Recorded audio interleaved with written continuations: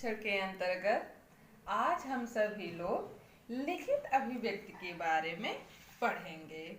तो अब शुरू करते हैं। लिखित अभिव्यक्ति का अर्थ अपने भावों तथा विचारों को लिखकर व्यक्त करने को लिखित अभिव्यक्ति कहते हैं। मौखिक अभिव्यक्ति में उच्चारण को उसकी आत्मा माना गया है, जबकि लिखित अभिव्यक्ति की रचना दो आधारों से हुई है, प्रथम वर्तनी तथा द्वितीय व्याकरण पर आधारित वाक्य रचना। यह अभिव्यक्ति उच्च प्राथमिक कक्षाओं से आरंभ होती है तथा माध्यमिक स्तर पर इसका विकास होता है। बच्चा ध्वनि लिपि का ज्ञान प्राप्त करने के बाद लिखित रचनाओं को लिखना प्रारंभ करता है। लिखित अभिव्यक्ति के द्वारा प्राचीन काल से विचारों का संरक्षण होता आ रहा है तथा वर्तमान पीढ़ी आगामी अभिव्यक्ति के अनेक रूप हैं, जैसे पत्र लेखन, निबंध लेखन, आत्मकथा लेखन, कहानी लेखन, नाटक लेखन इत्यादि। लिखित अभिव्यक्ति का तात्पर्य अपने भावों तथा विचारों को क्रमबद्ध रूप में लिपिबद्ध करना है। लिखित अभिव्यक्ति का तात्पर्य अपने भावों तथा विचारों को क्रमबद्ध रूप में लिपिबद्ध करना है। लेबार्न का कथन है कि सुंदर लेख विचारपूर्ण संभाषण है। सुंदर लेख विचारपूर्ण संभाषण है। अब हम पढ़ेंगे लिखित अभिव्यक्ति के उद्देश्य, जिसमें पहला है विद्यार्थियों में शब्द ज्ञान कोश में वृद्धि। दूसरा है वर्तनी वाक्य रचना तथा विराम चिन्हों का ज्ञान। तीसरा है बच्चों में लेखन के प्रति उत्साह का संचार। चौथा है चिंतन व मनन करने में उपयोगी। पांचवा है साहित्य के कोश में वृद्धि।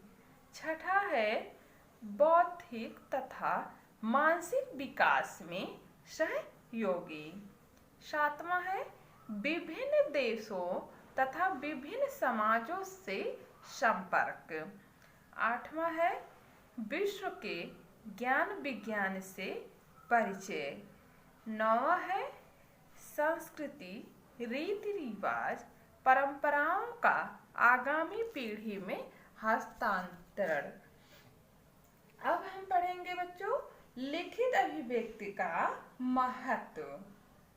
मानवीय विचारों की अभिव्यक्ति अस्थायी रहे तथा अन्य व्यक्ति इसका अनुसरण कर सके, इसलिए लिखित अभिव्यक्ति अत्यंत महत्वपूर्ण है।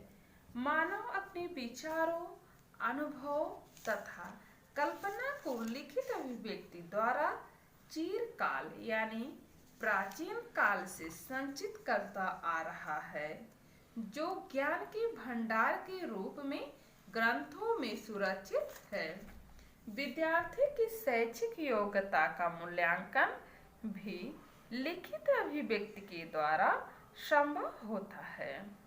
लिखित अभिव्यक्ति की शिक्षण विधियां, जिसमें है अनुकरण विधि, मॉन्टेसरी पद्धति, चित्र विधि, पढ़ो फिर लिखो विधि, रचनात्मक विधि। जिसमें पढ़ेंगे अनुकरण विधि।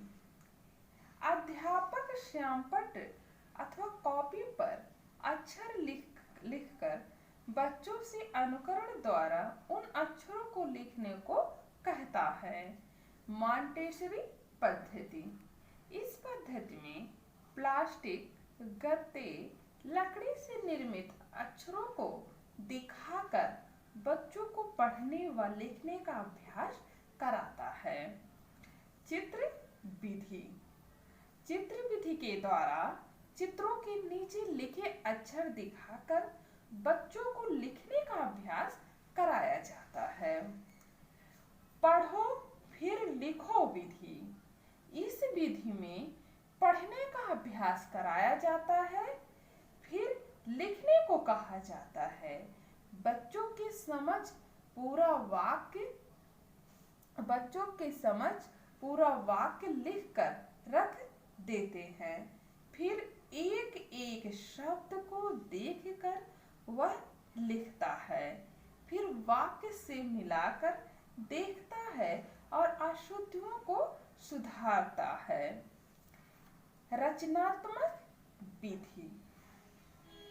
इस विधि में बच्चों के समझ अक्षरों को अलग अलग भागों में विभाजित कर देते हैं, फिर उन्हें जोड़कर अक्षर बनाना सिखाया जाता है।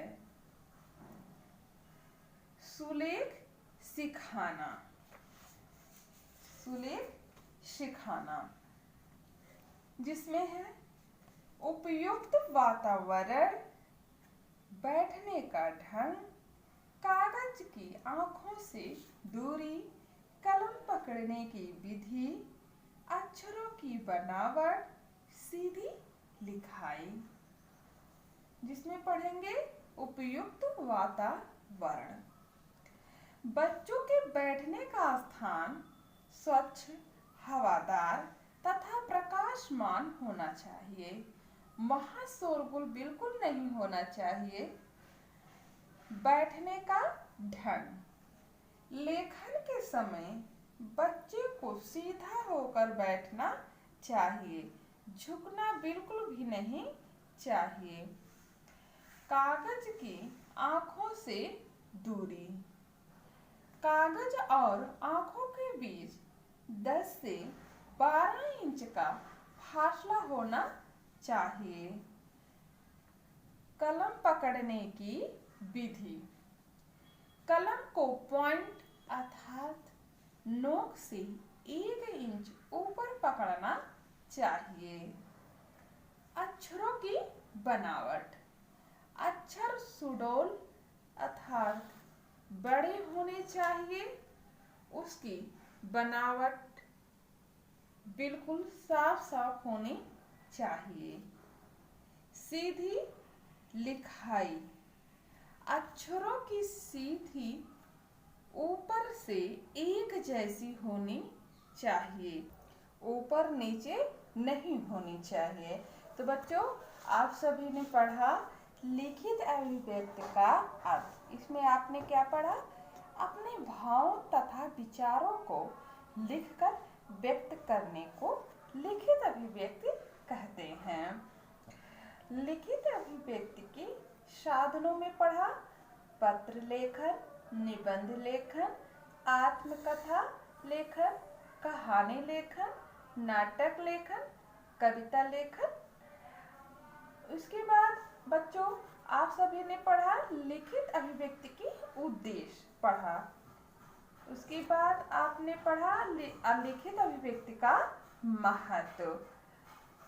लिखित अभिव्यक्ति की शिक्षण विधियां, जिनमें अनुकरण विधि, मॉन्टेसरी पद्धति, चित्र विधि, पढ़ो फिर लिखो विधि, रचनात्मक विधि। उसके बाद सुलेख सिखाना। ठीक है, सुलेख सिखाना जिसमें आप सभी ने पढ़ा उपयुक्त वातावरण, जिसमें बच्चे को बैठने का स्थान स्वच्छ, हवादार तथा प्रकाशमान होना चाहिए तथा वहां पर बिल्कुल शोरगुल नहीं होना चाहिए। बैठने का ढंग, लेखन के समय बच्चे को हमेशा सीधा बैठना चाहिए। कागज की आंखों से दूरी। कागज की आंखों के बीच की जो फासले होते हैं, कितने होते हैं बच्चों? 10 से 12 इंच की फासला होना चाहिए। कलम पकड़ने की विधि। कलम को पॉइंट जो नोक होती है उससे 1 इंच ऊपर पकड़ना चाहिए। अक्षरों की बनावट। अक्षर हमेशा सुडौल तथा बड़े होने चाहिए तथा और साफ साफ होने चाहिए। सीधी लिखाई। अक्षरों को हमेशा सीधी ऊपर से एक जैसी होनी चाहिए ताकि ऊपर नीचे नहीं होनी चाहिए। तो बच्चों आप सभी गृहकार्य लिख लीजिए, जिसमें पहला है लिखित अभिव्यक्ति से आप क्या समझते हैं, संक्षेप में स्पष्ट कीजिए।